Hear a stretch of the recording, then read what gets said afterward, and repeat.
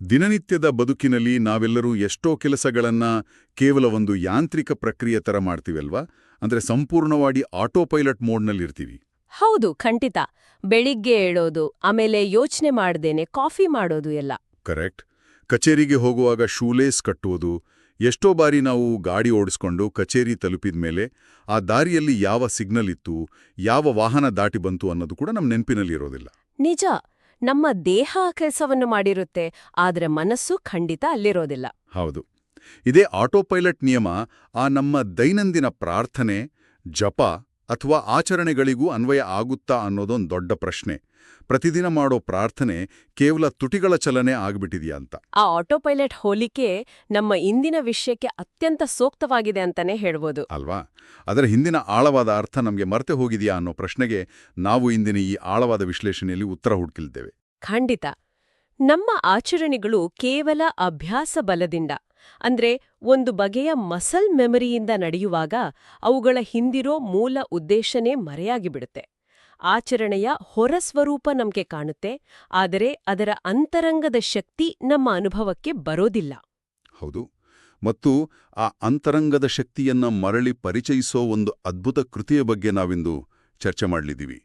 ಇತ್ತೀಚೆಗೆ ನನ್ನ ಗಮನ ಸೆಳೆದ ಅತ್ಯಂತ ಪ್ರಾಚೀನವಾದ ಹಾಗೂ ಪ್ರತಿದಿನವೂ ಆಚರಿಸಲ್ಪಡುವ ಸಂಧ್ಯಾವಂದನೆಯ ಒಳಾರ್ಥವನ್ನ ಬಿಡಿಸಿಡುವ ಒಂದು ಬೃಹತ್ ಗ್ರಂಥ ಇದು. ಹೌದು. ಶಿವಮೊಗ್ಗದ ವಿಜೇಂದ್ರ ರಾಮನಾಥ ಭಟ್ಟರು ಸಂಪಾದಿಸಿರುವ ಮತ್ತು ಗೌಡ ಸಾರಸ್ವತ ಸಮಾಜ ಪ್ರಕಟಿಸಿರುವ ಸಂಧ್ಯಾವಂದನೆ ಸಂಪುಟ 2 ಭಕ್ತಿಯುಕ್ತ ಜ್ಞಾನಯೋಗ. ಈ ಗ್ರಂಥದ 5ನೇ ಪರ್ವದ 8ನೇ ಅಧ್ಯಾಯವನ್ನ ನಾವಿಂದು ಆಳವಾಗಿ ಪರಿಶೀಲಿಸಲಿದ್ದೀವಿ. ಹೌದು. ಈ ಕೃತಿಯ ವಿಶೇಷತೆಯೇ ಇರೋದಲ್ಲಿ ಇದು ಕೇವಲ ಭಾಷ್ಯವಾಗಿ ಹೀಗೆ ಆಚರಣೆ ಮಾಡಿ ಅಂತ ಪಟ್ಟಿ ಮಾಡೋ ನಿಯಮಗಳ ಪುಸ್ತಕ ಖಂಡಿತ ಅಲ್ಲ. ಅಂದ್ರೆ ಕೇವಲ ಯಾಂತ್ರಿಕವಾಗಿ ಮಂತ್ರ ಹೇಳೋದನ್ನ ಬಿಟ್ಟು ಪ್ರತಿ ಪದದ ಹಿಂದಿನ ತಾತ್ವಿಕ ಸೌಂದರ್ಯವನ್ನ ಅರಿಯೋದು ಇಂದಿನ ನಮ್ಮ ಈ ಜ್ಞಾನಯಾನದ ಉದ್ದೇಶ. ಕರೆಕ್ಟ್. ಶ್ರೀಮನ್ ಮಧ್ವಾಚಾರ್ಯರ ಋಗ್ಭಾಷ್ಯದ ಆಧಾರದ ಮೇಲೆ ನಾವು ಪ್ರತಿದಿನ ಉಚ್ಚರಿಸುವ ಗಾಯತ್ರಿ ಮಂತ್ರದ ಪ್ರತಿಯೊಂದು ಪದದ ಹಿಂದಿಯೋ ಕಾರಣ ಮತ್ತು ಆಳವಾದ ತಾತ್ವಿಕ ಅರ್ಥವನ್ನ ಇದು ವಿವರಿಸುತ್ತೆ. ಓಹೋ. ಆಚರಣೆಯ ಹಿಂದಿನ ವಿಜ್ಞಾನ ಮತ್ತು ತತ್ವಜ್ಞಾನವನ್ನ ಸಾಮಾನ್ಯರಿಗೂ ಅರ್ಥವಾಗುವ ಹಾಗೆ ತೆರೆದಿಡುತ್ತೆ. ಹಾಗಾದ್ರೆ ಆ ತತ್ವಜ್ಞಾನದ ಕಡೆಗೆ ಹೋಗೋ ಮುನ್ನ ಆ ಒಂದು ಮೂಲಭೂತ ಮತ್ತು ವಾಸ್ತವಿಕ ಸಮಸ್ಯೆಯತ್ತ ಗಮನ ಹರಿಸೋಣ. ಸಾವಿರಾರು ವರ್ಷಗಳಿಂದ ನಡೆದುಕೊಂಡು ಬಂದಿರೋ ಇಷ್ಟೊಂದು ಮಹತ್ವದ ಆಚರಣೆಯನ್ನ ಇತ್ತೀಚಿನ ದಿನಗಳಲ್ಲಿ ಜನರು ಏಕೆ ಬಿಡುತ್ತಿದ್ದಾರೆ? ಇದು ಬಹಳ ಮುಖ್ಯವಾದ ಪ್ರಶ್ನೆ ಅಲ್ವಾ? ಒಂದು ಪರಂಪರೆ ಇದ್ದಕ್ಕಿದ್ದಂತೆ ಕಣ್ಮರೆ ಆಗ್ತಿದೆ ಅಂದ್ರೆ ಅಲ್ಲಿ ಏನೋ ಒಂದು ದೊಡ್ಡ ಕೊಂಡಿ ಕಳಚ್ಕೊಂಡಿದೆ ಅಂತಲೇ ಅರ್ಥ ತಾನೆ. ಗ್ರಂಥದಲ್ಲಿ ಲೇಖಕರು ಇದರ ಬಗ್ಗೆ ಏನು ವಿಶ್ಲೇಷಣೆ ನೀಡಿದ್ದಾರೆ? ಏನಂದ್ರೆ ಲೇಖಕರು ಇಲ್ಲಿ ಯಾವುದೇ ರೀತಿಯಲ್ಲಿ ಜನರನ್ನ ದೂಷಿಸೋದಿಲ್ಲ, ಬದಲಾಗಿ ಪ್ರಾಯೋಗಿಕ ಕಾರಣಗಳನ್ನ ನೀಡ್ತಾರೆ. ಮೊದಲನೇ ಪ್ರಮುಖ ಕಾರಣ ನಮ್ಮ ಇಂದಿನ ವೇಗದ ಬದುಕು. ಹೌದು, ಆತುರ ಮತ್ತು ಸಮಯದ ಅಭಾವ. ಬೆಳಿಗ್ಗೆ ಎದ್ದ ಕೂಡಲೇ ಶಾಲೆಗೋ ಕಚೇರಿಗೋ ಓಡೋ ಧಾವಂತದಲ್ಲಿ ನಿಧಾನವಾಗಿ ಕುಳಿತು ಆಚರಣೆ ಮಾಡೋಕೆ ಸಮಯಾವಕಾಶ ಸಿಗುತ್ತಿಲ್ಲ ಅನ್ನೋದು ಸಾಮಾನ್ಯರ ಅಳಲು. ನಿಜ. ಎರಡನೆಯದಾಗಿ, ಉಪನಯನದಂತಹ ಸಂಸ್ಕಾರಗಳ ಸಮಯದಲ್ಲಿ ಮಂತ್ರವನ್ನ ಕೇವಲ ಒಂದು ಕಾಟಾಚಾರದ ವಿಧಿಯಾಗಿ ಹೇಳಿಕೊಡಲಾಗುತ್ತೆ. ಆ ಎಳೆಯ ವಯಸ್ಸಿನಲ್ಲಿ ಮಕ್ಕಳಿಗೆ ಮಂತ್ರದ ಅರ್ಥವಾಗಲಿ ಅದರ ಹಿಂದಿನ ಬೃಹತ್ ತಾತ್ವಿಕ ಹಿನ್ನೆಲೆಯಾಗಲಿ ಖಂಡಿತ ತಿಳಿಯೋದಿಲ್ಲ. ಅದು 100ಕ್ಕೆ 100 ನಿಜ. ಚಿಕ್ಕ ವಯಸ್ಸಿನಲ್ಲಿ ಅರ್ಥ ಆಗೋದಿಲ್ಲ ಮತ್ತು ದೊಡ್ಡವರಾದ್ಮೇಲೆ ಅದನ್ನ ಕುಳಿತು ವಿವರಿಸೋ ವ್ಯವಧಾನ ಯಾರಿಗೂ ಇರೋದಿಲ್ಲ. ಹೌದು, ಯಾರಿಗೂ ಸಮಯ ಇಲ್ಲ. ಇದರ ಜೊತೆಗೆ ಬೇರೆ ಬೇರೆ ಮನೆತನಗಳಲ್ಲಿ ಇರೋ ಆಚರಣೆ ವ್ಯತ್ಯಾಸಗಳು ಕೂಡ ಜನರನ್ನ ಗೊಂದಲಕ್ಕೆ ದೂಡ್ತವೆ ಅನ್ನಿಸುತ್ತೆ. ಖಂಡಿತ. ಆ ಗೊಂದಲವೇ ಮೂರನೇ ಕಾರಣ. ಪಾಠಭೇದಗಳು. ನಮ್ಮ ಸಂಪ್ರದಾಯದ ಪಾಠ ಹೀಗಿದೆ, ಅವರದ್ದು ಹಾಗಿದೆ. ಯಾವುದು ಸರಿ ಯಾವುದು ತಪ್ಪು ಅನ್ನೋ ಗೊಂದಲಗಳಿಂದಾಗಿ ಹಲವರು ಬೇಸರಗೊಂಡು ಇಡೀ ಆಚರಣೆಯನ್ನೇ ಕೈಬಿಡ್ತಾರೆ. ಹೌದು. ಆದರೆ ಲೇಖಕರು ಇಲ್ಲಿ ಒಂದು ಅತ್ಯಮೂಲ್ಯವಾದ ಅಂಶವನ್ನ ಎತ್ತಿ ತೋರಿಸ್ತಾರೆ. ಕೇವಲ ಕರ್ಮವನ್ನ ಆಚರಿಸುವುದು ಅಂದ್ರೆ 1ನೇ ಸಂಪುಟದಲ್ಲಿ ವಿವರಿಸಿದ ನಿಯಮಗಳಂತೆ ಕೇವಲ ಭೌತಿಕವಾಗಿ ಕುಳಿತು ಜಪ ಮಾಡೋದು ಮಾತ್ರವೇ ಸಾಲದು. ಓಕೆ. ಆ ಕರ್ಮದ ಹಿಂದಿನ ಜ್ಞಾನ ಅಂದ್ರೆ 2ನೇ ಸಂಪುಟದ ವಿಷಯ ಇಲ್ಲಿ ಅತಿ ಮುಖ್ಯ. ಭಗವದ್ಗೀತೆಯಲ್ಲಿ ಕರ್ಮ, ಭಕ್ತಿ ಮತ್ತು ಜ್ಞಾನಯೋಗಗಳು ಹೇಗೆ ಒಂದಕ್ಕೊಂದು ಬೆಸೆದುಕೊಂಡಿವೆಯೋ ಹಾಗೆಯೇ ದೈನಂದಿನ ಆಚರಣೆಗೂ ಕರ್ಮ ಮತ್ತು ಜ್ಞಾನದ ಸಮನ್ವಯ ಅತ್ಯಗತ್ಯ. ಅಂದ್ರೆ ಜ್ಞಾನವಿಲ್ಲದ ಕರ್ಮವು ಶುಷ್ಕವಾಗಿ ಕಾಲಾನಂತರದಲ್ಲಿ ಅರ್ಥಹೀನವಾಗಿ ಬಿಡುತ್ತೆ ಅಂತ. ಖಂಡಿತ. ನೀವು ಹೇಳ್ತಾ ಇರೋ ಜ್ಞಾನ ಮತ್ತು ಕರ್ಮದ ನಡುವಿನ ಈ ಕೊಂಡಿಯನ್ನ ನೋಡಿದ್ರೆ ನನಗೊಂದು ದೈನಂದಿನ ಉದಾಹರಣೆ ನೆನಪಾಗ್ತಿದೆ. ಓ, ಹೇಳಿ. ಅರ್ಥ ತಿಳಿಯದೆ ಕೇವಲ ಮಂತ್ರವನ್ನ ಪಠಿಸೋದು, ಆ ಕಂಪ್ಯೂಟರ್ ಸ್ಕ್ರೀನ್ ನೋಡದೆ ಕೀಬೋರ್ಡ್ ಮೇಲೆ ವೇಗವಾಗಿ ಟೈಪ್ ಮಾಡಿದ ಹಾಗೆ. ಓಹೋ, ಬಹಳ ಸೂಕ್ತವಾದ ಹೋಲಿಕೆ. ಅಲ್ವಾ? ಕೀಬೋರ್ಡ್ನಿಂದ ಟಕ್ಟಕ್ಕಂತ ಶಬ್ದವೇನೋ ನಿರಂತರವಾಗಿ ಬರುತ್ತೆ, ಬೆರಳುಗಳಿಗೆ ವ್ಯಾಯಾಮ ಕೂಡ ಆಗತ್ತೆ, ಆದರೆ ಸ್ಕ್ರೀನ್ ಮೇಲೆ ಯಾವುದೇ ಅರ್ಥಪೂರ್ಣ ವಾಕ್ಯ ಮೂಡೋದಿಲ್ಲ. ಆಟೋಪೈಲಟ್ನಲ್ಲಿ ನಾವು ಬರೀ ಶಬ್ದ ಮಾಡ್ತಾ ಇರ್ತೀವಿ ಅಷ್ಟೇ, ಫಲಿತಾಂಶ ಶೂನ್ಯ. ಹೌದು, ಖಂಡಿತ. ಇದು ಅಕ್ಷರಶಃ ಪ್ರಸ್ತುತವಾದ ಹೋಲಿಕೆ. ಶಬ್ದವಿದ್ರೂ ಅರ್ಥ ಮೂಡದ ಸ್ಥಿತಿ ನಮ್ದು. ಈ ಸ್ಥಿತಿಯಿಂದ ಜನರನ್ನ ಹೊರತರುವ ಪ್ರಯತ್ನವನ್ನ ಲೇಖಕರು ಮಾಡಿದ್ದಾರೆ. ನಿಜ. ಈ ಬೃಹತ್ ಜ್ಞಾನವನ್ನ ಕಲೆ ಹಾಕಿ ಸಂಪಾದಿಸುವಾಗ ಲೇಖಕರಾದ ರಾಮನಾಥ ಭಟ್ಟರು ತೋರಿರುವ ವಿನಮ್ರತೆಯನ್ನ ನಾವಿಲ್ಲಿ ಸ್ಮರಿಸಲೇಬೇಕು. ಅವರು ಈ ಇಡೀ ಗ್ರಂಥರಚನೆಯ ಕಾರ್ಯವನ್ನ ರಾಮಾಯಣದ ಅಳಿಲು ಸೇವೆಗೆ ಹೋಲಿಸ್ಕೊಳ್ತಾರೆ. ವಾವ್. ತಾವು ದೊಡ್ಡ ವಿದ್ವಾಂಸರಲ್ಲ, ಕೇವಲ ಗುರು ಹಿರಿಯರ ಆಶೀರ್ವಾದದಿಂದ ಭಗವಂತನ ಸೇವೆಗಾಗಿ ಈ ಸಣ್ಣ ಪ್ರಯತ್ನ ಮಾಡ್ತಾ ಇದ್ದೇನೆ ಅನ್ನೋ ಅವರ ಭಾವನೆ ಈ ಕೃತಿಯ ವಿಶ್ವಾಸಾರ್ಹತೆಯನ್ನ ಇನ್ನಷ್ಟು ಹೆಚ್ಚಿಸುತ್ತೆ. ಆ ವಿನಯಶೀಲತೆಯೇ ಈ ಗ್ರಂಥದ ದೊಡ್ಡ ಶಕ್ತಿ ಅಂತ ಹೇಳ್ಬೋದು. ಹಾಗಾದ್ರೆ ಕೀಬೋರ್ಡ್ಗೆ ಸ್ಕ್ರೀನ್ ಕನೆಕ್ಟ್ ಮಾಡೋ ಕೆಲಸವನ್ನ ಶುರು ಮಾಡೋಣ. ಖಂಡಿತ ಶುರು ಮಾಡೋಣ. ಆ ಜ್ಞಾನದ ಮೂಲವಾದ ಗಾಯತ್ರಿ ಮಂತ್ರದ ಪದಗಳತ್ತ ಸಾಗೋಣ. ನಾವು ಸಾಮಾನ್ಯವಾಗಿ ಈ ಮಂತ್ರದ ಆರಂಭದ ಪದಗಳನ್ನ ಚಿಕ್ಕ ದಿನದಿಂದಲೂ ಕೇಳಿದೀವಿ. ಆ ಓಂ ಭೂಃ ಭುವಃ ಸ್ವಃ ಅಂತ. ಹೌದು. ಶಾಲೆಯಲ್ಲಿ ಅಥವಾ ಕಥೆಗಳಲ್ಲಿ ಕೇಳಿರೋ ಹಾಗೆ ಇವು 3 ಲೋಕಗಳು ತಾನೇ: ಭೂಲೋಕ, ಅಂತರಿಕ್ಷ ಅಂದ್ರೆ ಭುವರ್ಲೋಕ, ಮತ್ತು ಸ್ವರ್ಗಲೋಕ.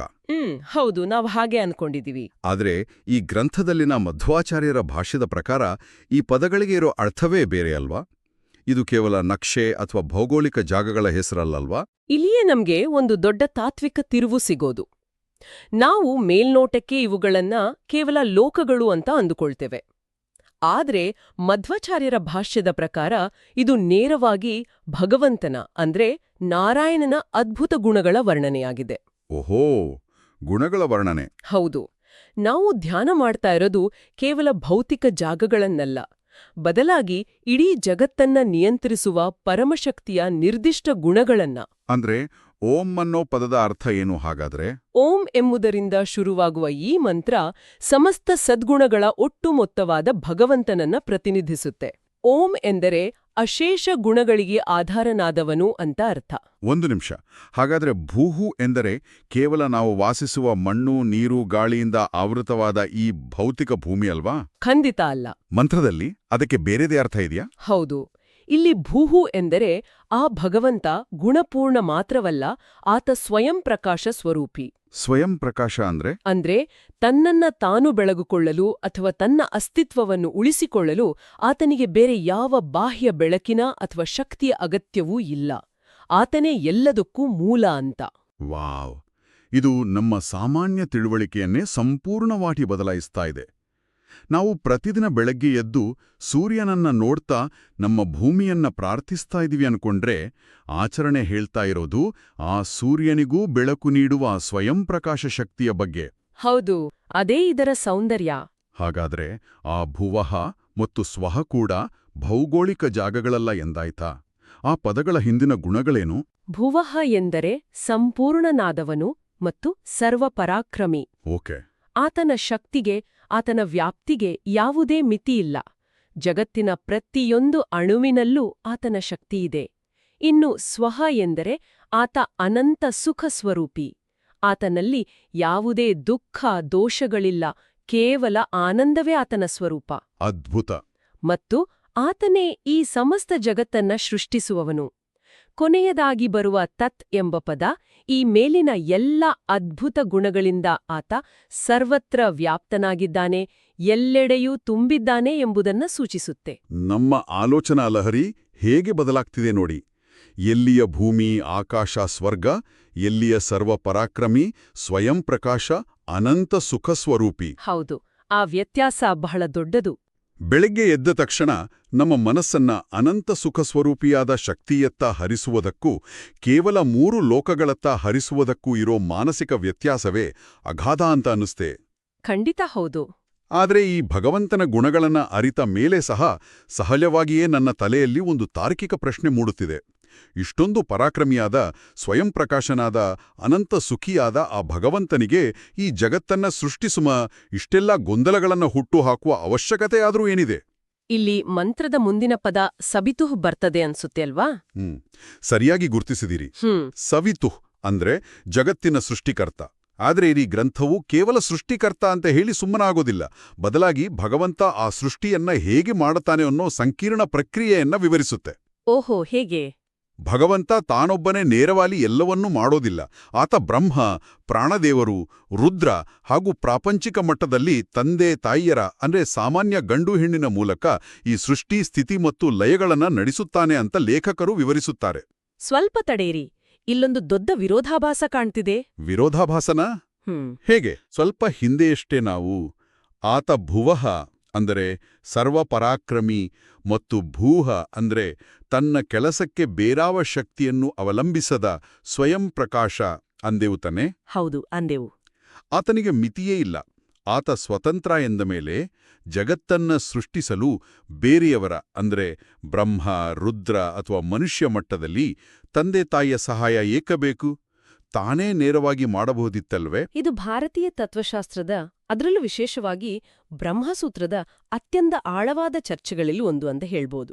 ಪ್ರಾಚೀನ ದಾರ್ಶನಿಕರು ಈ ನಿರ್ದಿಷ್ಟ ಪ್ರಶ್ನೆಗೆ ಉತ್ತರಿಸಲು ಬ್ರಹ್ಮಸೂತ್ರದಲ್ಲಿ ತದನನ್ಯತ್ವಂ ಅಧಿಕರಣ ಎಂಬ ಒಂದು ಪರಿಕಲ್ಪನೆಯನ್ನೇ ನೀಡಿದ್ದಾರೆ. ತದನನ್ಯತ್ವಂ ಅಧಿಕರಣ. ಓಕೆ, ಇದರ ಅರ್ಥ ಏನು? ಇದರ ಅರ್ಥ ಏನಂದ್ರೆ, ಭಗವಂತನಿಗೆ ಜಗತ್ತನ್ನ ಸೃಷ್ಟಿಸಲು ದೇಶಕಾಲ ಅಥವಾ ಬೇರೆ ಯಾವ ದೇವತೆಗಳ ಮನುಷ್ಯರ ಅಗತ್ಯವೂ ಖಂಡಿತ ಇಲ್ಲ. ಆತ ಸಂಪೂರ್ಣ ಸ್ವತಂತ್ರ. ಆತ ಮನಸ್ಸು ಮಾಡಿದ್ರೆ ಶೂನ್ಯದಿಂದಲೇ ಒಂದು ಕ್ಷಣದಲ್ಲಿ ಎಲ್ಲವನ್ನೂ ಸೃಷ್ಟಿಸಬಲ್ಲ ಮತ್ತು ಲಯ ಮಾಡಬಲ್ಲ. ಆದರೂ ಆತ ಈ ಸಾಧನಗಳನ್ನ ಅಥವಾ ಏಜೆಂಟ್ಗಳನ್ನ ಏಕೆ ಬಳಸ್ತಾನೆ ಗೊತ್ತಾ? ಯಾಕೆ? ಇದು ಆತನ ಅಸಹಾಯಕತೆಯಲ್ಲ, ಬದಲಾಗಿ ತನ್ನ ಭಕ್ತರ ಮೇಲಿನ ಅಪಾರವಾದ ಪ್ರೀತಿ ಮತ್ತು ಕರುಣೆ. ದೇವತೆಗಳಿಗೆ ಮತ್ತು ಜೀವಿಗಳಿಗೆ ಒಂದು ಪಾತ್ರ, ಒಂದು ಸಣ್ಣ ಅವಕಾಶ ನೀಡಲು ಆತ ಹೀಗೆ ಮಾಡ್ತಾನೆ. ಅವರ ಮೂಲಕವೇ ಆಯಾ ಕಾರ್ಯಗಳನ್ನ ನಡೆಸಿ ಆ ಸಾಧನೆಯ ಆನಂದ ಮತ್ತು ಫಲವನ್ನ ಅವರಿಗೆ ಕರುಣಿಸುತ್ತಾನೆ. ವಾವ್, ಇದು ಎಂತಹ ಅದ್ಭುತವಾದ ದೃಷ್ಟಿಕೋನ! ಇದು ಹೇಗಿದೆ ಅಂದ್ರೆ, ಒಬ್ಬ ನುರಿತ ಬಾಣಸಿಗ ತನ್ನ ಅಡಿಗೆಮನೆಯಲ್ಲಿ ತಾನೊಬ್ಬನೇ ಅತ್ಯಂತ ವೇಗವಾಗಿ ಯಾರಿಗೂ ಕಾಯದೆ ರುಚಿಯಾದ ಅಡಿಗೆ ಮಾಡಬಲ್ಲ.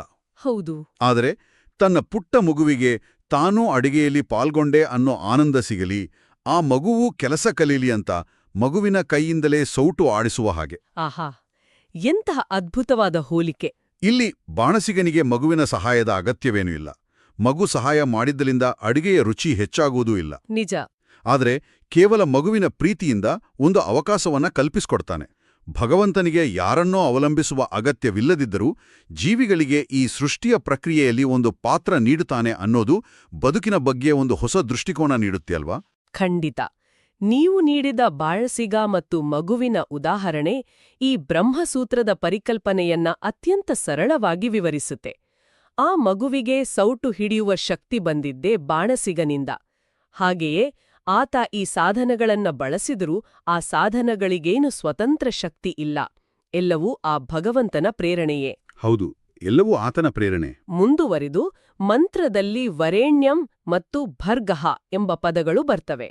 ವರೇಣ್ಯಂ ಎಂದರೆ ಶ್ರೇಷ್ಠನಾದವನು, ಎಲ್ಲರಿಂದಲೂ ಪೂಜಿಸಲ್ಪಡುವವನು. ಓಕೆ, ಮತ್ತು ಭರ್ಗಃ ಅಂದ್ರೆ? ಇನ್ನು ಭರ್ಗಃ ಎಂದರೆ ಅಜ್ಞಾನವನ್ನ ನಾಶ ಮಾಡುವವನು. ಭಗವಂತನು ದುರ್ಗಾದೇವಿಯ ಪ್ರೇರಣೆಯಿಂದ ನರಸಿಂಹ ಮತ್ತು ರುದ್ರದೇವರುಗಳ ಮೂಲಕ ಆ ಸಂಹಾರ ಕಾರ್ಯವನ್ನ ಮಾಡುತ್ತಾನೆ. ಆದರೆ ಗಮನಿಸಿ, ಇಲ್ಲಿ ಸಂಹಾರ ಎಂದರೆ ಕೇವಲ ಭೌತಿಕ ಪ್ರಪಂಚದ ನಾಶವಲ್ಲ, ಅದು ನಮ್ಮೊಳಗಿನ ಅಂಧಕಾರದ ಅಜ್ಞಾನದ ಸಂಹಾರ. ನಮ್ಮೊಳಗಿನ ಅಜ್ಞಾನದ ನಾಶ. ಹೌದು. ಇಲ್ಲಿಗೆ ಈ ತಾತ್ವಿಕ ಪಯಣ ಒಂದು ನಿರ್ಣಾಯಕ ಘಟ್ಟಕ್ಕೆ ಬಂದು ತಲುಪುತ್ತೆ ಅನಿಸುತ್ತೆ. ಒಮ್ಮೆ ನಮ್ಮೊಳಗಿನ ಅಜ್ಞಾನ ಅಥವಾ ಆ ಕತ್ತಲೆ ನಾಶವಾದ ಮೇಲೆ ಆ ಖಾಲಿ ಜಾಗವನ್ನ ಯಾವುದರಿಂದ ತುಂಬಬೇಕು? ಒಳ್ಳೆಯ ಪ್ರಶ್ನೆ. ಅಲ್ಲಿಗೆ ಈ ಮಂತ್ರದ ಕೆಲಸ ಮುಗಿಯುತ್ತದೆಯೇ? ಸೃಷ್ಟಿಯ ಉದ್ದೇಶ, ಭಗವಂತನ ಗುಣ, ಅಜ್ಞಾನದ ನಾಶ ಇವೆಲ್ಲವನ್ನೂ ತಿಳಿದ ನಂತರ ಈ ಮಂತ್ರವು ಮನುಷ್ಯನ ಅಂತಿಮ ಗುರಿಗೆ ಹೇಗೆ ಕೊಂಡೊಯ್ಯುತ್ತೆ? ಬಹುಶಃ ಮುಂದಿನ ಪದಗಳಾದ ದೇವಸ್ಯ ಧೀಮಹಿ ಮತ್ತು ಧಿಯೋ ಯೋನಃ ಪ್ರಚೋದಯಾತ್ ಇಲ್ಲಿಯೇ ಬರುವುದಲ್ಲವೇ? ಹೌದು. ಅಜ್ಞಾನ ನಾಶವಾದ ಮೇಲೆ ಅಲ್ಲಿ ಜ್ಞಾನದ ದೀಪ ಬೆಳಗಲೇಬೇಕು. ಆ ಕಾರ್ಯವನ್ನೇ ಈ ಕೊನೆಯ ಸಾಲುಗಳು ವಿವರಿಸ್ತವೆ. ಇದು ಮಂತ್ರದ ಶಿಖರ ಭಾಗ ಅಂತ ಹೇಳ್ಬೋದು. ದೇವಸ್ಯ ಎಂದ್ರೆ ಜಗತ್ತನ್ನ ಬೆಳಗುವವನು, ತನ್ನ ಭಕ್ತರನ್ನ ಉದ್ಧಾರ ಮಾಡುವವನು ಮತ್ತು ಕಷ್ಟಗಳನ್ನ ದೂರ ಮಾಡುವ ಪರಮಾತ್ಮ. ಓಕೆ. ಧೀಮಹಿ ಎಂದ್ರೆ ಅಂತಹ ಸೂರ್ಯನ ಒಳಗಿರುವ ನಾರಾಯಣನ ರೂಪವನ್ನ, ಆತನ ಗುಣಗಳನ್ನ ನಾವು ಧ್ಯಾನಿಸುತ್ತೇವೆ ಅಂತ ಅರ್ಥ. ಈ ಧ್ಯಾನದ ಫಲವೇನು ಎಂಬುದನ್ನ ಕೊನೆಯ ಸಾಲು ಹೇಳುತ್ತೆ. ಅದೇ ಆ ಪ್ರಸಿದ್ಧ ಸಾಲು, ಧಿಯೋ ಯೋ ನಃ ಪ್ರಚೋದಯಾತ್. ನಿಖರವಾಗಿ ಇಲ್ಲಿ ಧೀ ಅಂದ್ರೆ ನಮ್ಮ ಬುದ್ಧಿ, ನಮ್ಮ ಚಿಂತನಾ ಶಕ್ತಿ. ಜಗತ್ತನ್ನೇ ಸೃಷ್ಟಿಸುವ ಅಜ್ಞಾನವನ್ನೇ ನಾಶ ಮಾಡುವ ಆ ಭಗವಂತ ಲಕ್ಷ್ಮಿ ಹಾಗೂ ಇತರ ತತ್ವಾಭಿಮಾನಿ ದೇವತೆಗಳ ಮೂಲಕ ನಮ್ಮ ಬುದ್ಧಿಯನ್ನ ಸನ್ಮಾರ್ಗದಲ್ಲಿ ಪ್ರೇರೇಪಿಸಲಿ ಅಂತ. ಅಂದ್ರೆ ನಮ್ಮ ಆಲೋಚನೆಗಳನ್ನ ಸರಿಯಾದ ದಾರಿಯಲ್ಲಿ ಕೊಂಡೊಯ್ಯಲಿ ಅಂತ ಬೇಡುವ ಸಾಲು ಇದು. ಹೌದು, ಮನುಷ್ಯನು ಲೌಕಿಕವಾಗಿ ಆಗಲಿ ಆಧ್ಯಾತ್ಮಿಕವಾಗಿ ಆಗಲಿ ಯಾವುದೇ ಸಾಧನೆ ಮಾಡಬೇಕಾದ್ರೂ ಮೊದಲಿಗೆ ಆತನ ಬುದ್ಧಿ ಸರಿಯಾದ ದಿಕ್ಕಿನಲ್ಲಿ ಚಲಿಸಬೇಕು. ನಾವು ಮಾಡುವ ಪ್ರತಿಯೊಂದು ಸಣ್ಣ ಕಾರ್ಯಕ್ಕೂ ಬೇಕಾದ ಜ್ಞಾನ ಮತ್ತು ಬಲವನ್ನ ನಮ್ಮೊಳಗೆ ಕುಳಿತು ನೀಡುವನು ಆತನೇ ಎಂದು ಈ ಸಾಲು ಸ್ಪಷ್ಟಪಡಿಸುತ್ತೆ. ಇದು ನಿಜಕ್ಕೂ ನನ್ನಲ್ಲಿ ದೊಡ್ಡ ಅಚ್ಚರಿ ಮೂಡಿಸ್ತಿದೆ. ಸ್ವಲ್ಪ ಯೋಚಿಸಿ ನೋಡಿ. ಹೇಳಿ. ಇಡೀ ಮಂತ್ರದಲ್ಲಿ ಭಗವಂತನ ಇಷ್ಟೊಂದು ಅಗಾಧವಾದ ಶಕ್ತಿ, ಸೃಷ್ಟಿ, ಸ್ಥಿತಿ, ಲಯ, ಆತನ ಸ್ವಯಂ ಪ್ರಕಾಶ ಗುಣಗಳ ಬಗ್ಗೆ ಮಾತನಾಡಿ ಕೊನೆಗೆ ಭಕ್ತ ಕೇಳಿಕೊಳ್ಳುತ್ತಿರುವುದು ಏನನ್ನ? ಹೌದು, ಅದನ್ನೇ ನಾವು ಗಮನಿಸಬೇಕು. ಆತ ಭೌತಿಕ ಸಂಪತ್ತನ್ನ ಕೇಳ್ತಿಲ್ಲ, ಶತ್ರುನಾಶ ಕೇಳ್ತಿಲ್ಲ, ಕಷ್ಟಗಳಿಲ್ಲದ ಆರಾಮದಾಯಕ ಬದುಕನ್ನ ಕೇಳ್ತಿಲ್ಲ. ಬದಲಾಗಿ ನನ್ನ ಬುದ್ಧಿಯನ್ನ ಸರಿಯಾದ ದಿಕ್ಕಿನಲ್ಲಿ ಸರಿಯಾದ ಸಾಧನೆಗೆ ಬಳಸುವಂತೆ ಪ್ರೇರೇಪಿಸು ಎಂದು ಮಾತ್ರ ಬೇಡುತ್ತಿದ್ದಾನೆ. ಇದೇ ಇದರ ಅತಿ ದೊಡ್ಡ ಶಕ್ತಿ. ಖಂಡಿತ. ಎಷ್ಟೇ ಸಂಪತ್ತಿದ್ರೂ, ಎಷ್ಟೇ ಅಧಿಕಾರ ಇದ್ರೂ, ನಮ್ಮ ಬುದ್ಧಿ ಸರಿಯಿಲ್ಲದಿದ್ರೆ, ಆಲೋಚನೆಗಳು ವಕ್ರವಾಗಿದ್ರೆ ಎಲ್ಲವೂ ಕ್ಷಣಾರ್ಧದಲ್ಲಿ ವ್ಯರ್ಥವಾಗುತ್ತೆ. ಹಾಗಾಗಿ ಬೇರೆ ಎಲ್ಲವನ್ನೂ ಬಿಟ್ಟು ಮೂಲಭೂತವಾದ ಬುದ್ಧಿಯ ಪ್ರೇರಣೆಯನ್ನೇ ಕೇಳುವುದು ಎಂತಹ ಅದ್ಭುತವಾದ ಮನೋವಿಜ್ಞಾನ. ನಿಜ. ಇದು ಈ ಗ್ರಂಥ ನೀಡುವ ಅತಿ ದೊಡ್ಡ ಸಂದೇಶ. ತತ್ವಾಭಿಮಾನಿ ದೇವತೆಗಳ ಮೂಲಕ ಆ ಭಗವಂತ ನಮ್ಮೊಳಗೆ ಅಂತರ್ಯಾಮಿಯಾಗಿ ಕುಳಿತು ನಮ್ಮ ಆಲೋಚನೆಗಳನ್ನ, ನಮ್ಮ ನಿರ್ಧಾರಗಳನ್ನ ಸನ್ಮಾರ್ಗದ ಕಡೆಗೆ ಒಯ್ಯುತ್ತಾನೆ ಎನ್ನುವುದು ಈ ಮಂತ್ರದ ಸಾರಾಂಶ. ಈಗ ಒಮ್ಮೆ ಯೋಚಿಸಿ, ಈ ಯಾವ ಜ್ಞಾನವೂ ಇಲ್ಲದೆ ಕೇವಲ ಯಾಂತ್ರಿಕವಾಗಿ ಆಟೋಪೈಲಟ್ನಲ್ಲಿ ದಿನಕ್ಕೆ 10 ಬಾರಿ ಮಂತ್ರ ಪಠಿಸಿದರೆ ಈ ಆಳವಾದ ಬೇಡಿಕೆ, ನಮ್ಮ ಬುದ್ಧಿಯನ್ನ ಸರಿದಾರಿಗೆ ತರುವ ಈ ತಾತ್ವಿಕ ಸೌಂದರ್ಯ ನಮಗೆ ಹೇಗೆ ತಾನೇ ಅರ್ಥವಾಗಲು ಸಾಧ್ಯ? ಆಚರಣೆ ಕೇವಲ ಒಂದು ದೈಹಿಕ ವ್ಯಾಯಾಮವಾಗಿ ಉಳಿಯುತ್ತದೆ ಅಷ್ಟೇ. ಸಂಪೂರ್ಣವಾಗಿ ಒಪ್ತೇನೆ. ಒಟ್ಟಾರೆಯಾಗಿ ಹೇಳುವುದಾದರೆ ಭಕ್ತಿಯುಕ್ತವಾದ ಕರ್ಮಕ್ಕೆ, ಅಂದರೆ ಆಚರಣೆಗೆ ಜ್ಞಾನದ ಸ್ಪರ್ಶ ಸಿಕ್ಕಾಗ ಮಾತ್ರ ಅದು ಪರಿಪೂರ್ಣವಾಗುತ್ತೆ. ಅರ್ಥವಿಲ್ಲದ ಆಚರಣೆ ಕೇವಲ ದೇಹವಿದ್ದಂತೆ. ಹೌದು, ಮತ್ತು ಜ್ಞಾನ ಅದರೊಳಗಿನ ಪ್ರಾಣವಿದ್ದಂತೆ. ಖಂಡಿತ. ಲೇಖಕರಾದ ವಿಜಯೇಂದ್ರ ರಾಮನಾಥ ಭಟ್ಟರ ಈ ಕೃತಿಯು ಪ್ರತಿದಿನ ನಾವು ಉಚ್ಚರಿಸುವ ಗಾಯತ್ರಿ ಮಂತ್ರದ ಪ್ರತಿಯೊಂದು ಪದದ ಹಿಂದಿರುವ ಅಪಾರವಾದ ಶಕ್ತಿ, ಬ್ರಹ್ಮಸೂತ್ರದ ತಾತ್ವಿಕ ಹಿನ್ನೆಲೆ ಮತ್ತು ಆಚರಣೆಯ ಅಂತರಂಗದ ಸೌಂದರ್ಯವನ್ನ ಅತ್ಯಂತ ವ್ಯವಸ್ಥಿತವಾಗಿ ನಮ್ಮ ಮುಂದಿಟ್ಟಿದೆ. ನಿಜ. ಕೆಲಸದ ಹಿಂದಿನ ಏಕೆ ಎಂಬ ಪ್ರಶ್ನೆಗೆ ಉತ್ತರ ಕಂಡುಕೊಂಡಾಗ ಮಾತ್ರ ಆ ಕೆಲಸಕ್ಕೆ ಜೀವ ಬರುತ್ತೆ. ಈ ಅಧ್ಯಯನ ನಮಗೆ ಆ ಜೀವವನ್ನ ತುಂಬುವ ಕಲೆಯನ್ನ ಕಲಿಸಿದೆ. ಖಂಡಿತ. ನಾವು ಸಂಭಾಷಣೆಯ ಆರಂಭದಲ್ಲಿ ಮಾತನಾಡಿದ ಆ ಯಾಂತ್ರಿಕವಾದ ಆಟೋಪೈಲಟ್ ಮೋಡ್ನಿಂದ ಹೊರಬಂದು ಪ್ರಜ್ಞಾಪೂರ್ವಕವಾಗಿ ಬದುಕಲು ಈ ಜ್ಞಾನವೇ ನಮಗೆ ಕೀಲಿಕೈ. ಈ ಸುದೀರ್ಘವಾದ ಜ್ಞಾನಯಾನವನ್ನ ಮುಕ್ತಾಯಗೊಳಿಸುವ ಮುನ್ನ ನಮ್ಮೆಲ್ಲರಿಗೂ ಒಂದು ಕ್ಷಣ ಯೋಚಿಸಲು, ನಮ್ಮೊಳಗೆ ನಾವೇ ಪ್ರಶ್ನಿಸಿಕೊಳ್ಳಲು ಒಂದು ವಿಚಾರವನ್ನ ಬಿಟ್ಟುಹೋಗ್ತಾ ಇದ್ದೇನೆ. ಹೇಳಿ. ಇಂದು ನಾವು ಕೇವಲ ಒಂದು ಪ್ರಾಚೀನ ಮಂತ್ರದ ಅಂತರಂಗದ ಶಕ್ತಿಯ ಬಗ್ಗೆ ಮಾತನಾಡಿದೆವು. ಯಾವುದೇ ಒಂದು ಪ್ರಾರ್ಥನೆ ಅಥವಾ ಆಚರಣೆಯ ನಿಜವಾದ ಶಕ್ತಿ ಇರುವುದು ಕೇವಲ ಅದರ ಯಾಂತ್ರಿಕ ಉಚ್ಚಾರಣೆಯಲ್ಲ. ಹೌದು. ಬದಲಾಗಿ ನಮ್ಮ ಬುದ್ಧಿಯ ಮೇಲೆ, ನಮ್ಮ ಮನಸ್ಸಿನ ಮೇಲೆ ಆ ಪದಗಳ ಅರ್ಥವು ಬೀರುವ ಪ್ರಭಾವದಲ್ಲಿ ಎಂಬುದನ್ನು ಅರಿತೇವೆ. ಹಾಗಾದ್ರೆ ಭಾಷೆ, ಧರ್ಮ ಅಥವಾ ಸಂಸ್ಕೃತಿ ಯಾವುದಾದ್ರೇನೋ, ನಾವು ನಮ್ಮ ದಿನನಿತ್ಯದ ಬದುಕಿನಲ್ಲಿ ಆಡುವ ಮಾತುಗಳು, ಬಳಸುವ ಪದಗಳ ಹಿಂದಿನ ಅಂತರಂಗದ ಅರ್ಥವನ್ನ ನಾವು ಎಷ್ಟು ಆಳವಾಗಿ ಅರಿತಿದ್ದೇವೆ? ಬಹಳ ಆಳವಾದ ಪ್ರಶ್ನೆ ಇದು. ಕಚೇರಿಯಲ್ಲಿ ನಾವು ಮಾಡೋ ಕೆಲಸ, ಮನೆಯವರೊಂದಿಗೆ ನಾವು ನಡೆಸುವ ಸಂಭಾಷಣೆ, ಇವೆಲ್ಲವೂ ಕೂಡ ಸ್ಕ್ರೀನ್ ಕನೆಕ್ಟ್ ಮಾಡದ ಕೀಬೋರ್ಡ್ನಂತೆ ಕೇವಲ ಶಬ್ದ ಮಾಡ್ತಾ ಇವೆಯಾ? ಹೌದು. ಅಥವಾ ಆ ಪ್ರತಿಯೊಂದು ಚಿಕ್ಕ ಕೆಲಸದ ಹಿಂದೆಯೂ ಇಂಥದ್ದೇ ಅರಿವಿನ ಪ್ರಜ್ಞೆಯ ಜ್ಯೋತಿ ಬೆಳಗುತ್ತಿದೆಯಾ? ಒಮ್ಮೆ ಕಣ್ಣು ಮುಚ್ಚಿ ನಮ್ಮ ದೈನಂದಿನ ಬದುಕಿನ ಆಟೋಪೈಲಟ್ ಸ್ವಿಚ್ ಆಫ್ ಮಾಡಿ ನೋಡ್ಬೇಕು. ಆಗ ಬದುಕು ಎಷ್ಟು ಅರ್ಥಪೂರ್ಣವಾಗಿ ಇಷ್ಟು ಅದ್ಭುತವಾಗಿ ಬದಲಾಗ್ಬೋದು ಅಲ್ವಾ? ಈ ಬಗ್ಗೆ ನಾವೆಲ್ಲರೂ ಒಮ್ಮೆ ಆಳವಾಗಿ ಯೋಚಿಸಬೇಕು. ಖಂಡಿತ ಯೋಚಿಸಬೇಕಾದ ವಿಷಯ. ನಮ್ಮ ಈ ಆಳವಾದ ವಿಶ್ಲೇಷಣೆಯಲ್ಲಿ ಕೊನೆಯವರೆಗೂ ಜೊತೆಯಾಗಿದ್ದಕ್ಕಾಗಿ ಧನ್ಯವಾದಗಳು. ಮುಂದಿನ ಬಾರಿ ಇನ್ನೊಂದು ಕುತೂಹಲಕಾರಿ ನಮ್ಮ ಆಲೋಚನೆಗಳನ್ನು ವಿಸ್ತರಿಸುವಂಥ ವಿಷಯದೊಂದಿಗೆ ಭೇಟಿಯಾಗೋಣ. ಅಲ್ಲಿವರೆಗೂ ಎಚ್ಚರದಿಂದಿರಿ, ಅರಿವಿನಿಂದಿರಿ.